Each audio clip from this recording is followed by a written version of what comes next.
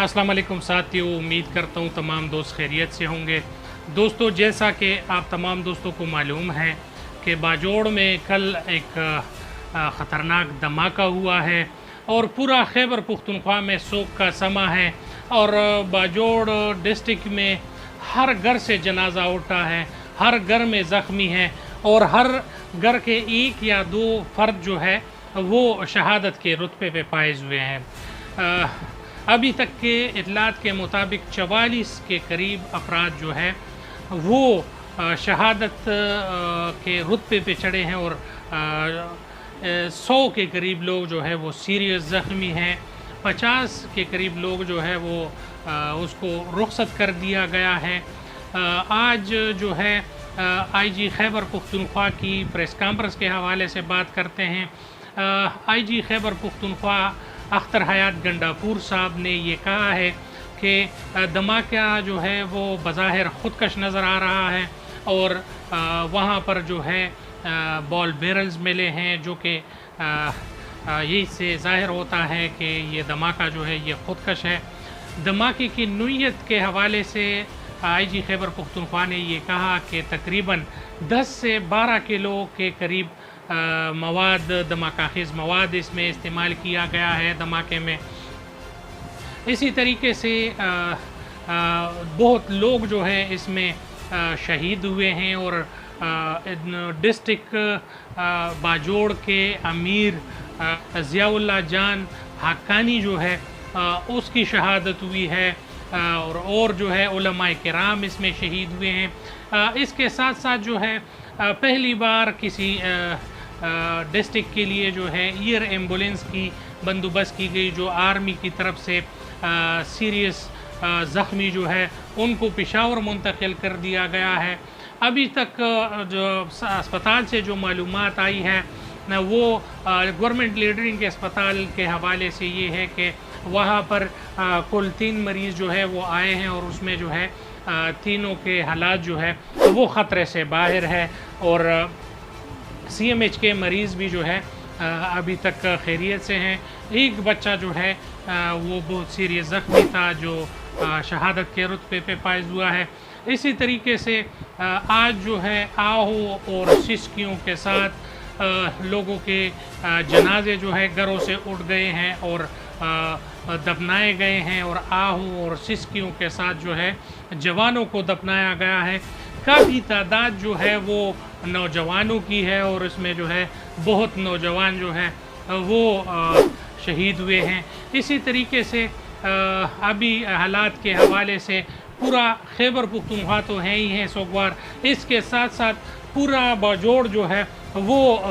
क़यामत सगरा में जो है वो डूबा हुआ है और बाजोड़ के हालात जो है वो हाई अलर्ट है।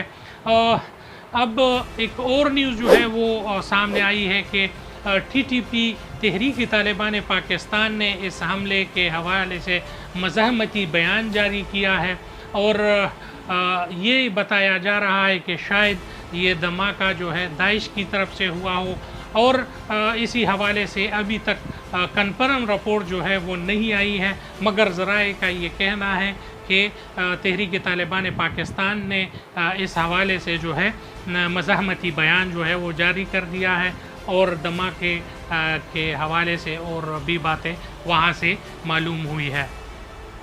इसी तरीके से तमाम जो अहले नज़र लोग हैं वज़ीर आज़म की तरफ से, वज़ीर दाखिला की तरफ से, नवाज शरीफ, ज़रदारी और राना सनाउल्लाह की तरफ से धमाके की मज़ाहमत की गई है, आरिफ अलवी की तरफ से मज़ाहमत की गई है और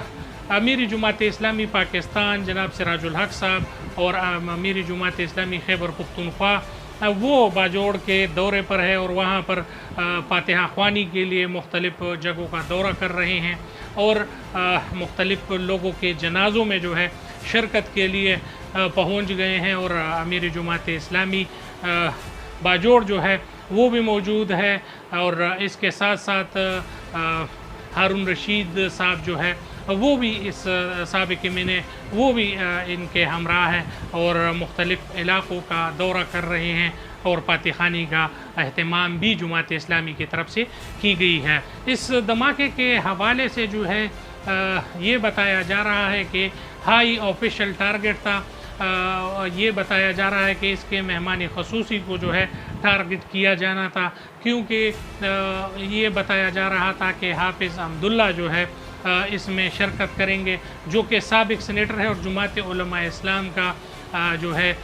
ایک بڑا نام ہے۔ تو اگر یہ نظر دہرائی جائے کہ اس میں شرکت کن لوگوں نے کرنا تھا، تو حافظ حمداللہ صاحب تھے، اور اس کے ساتھ ساتھ اور لوگ جو ہے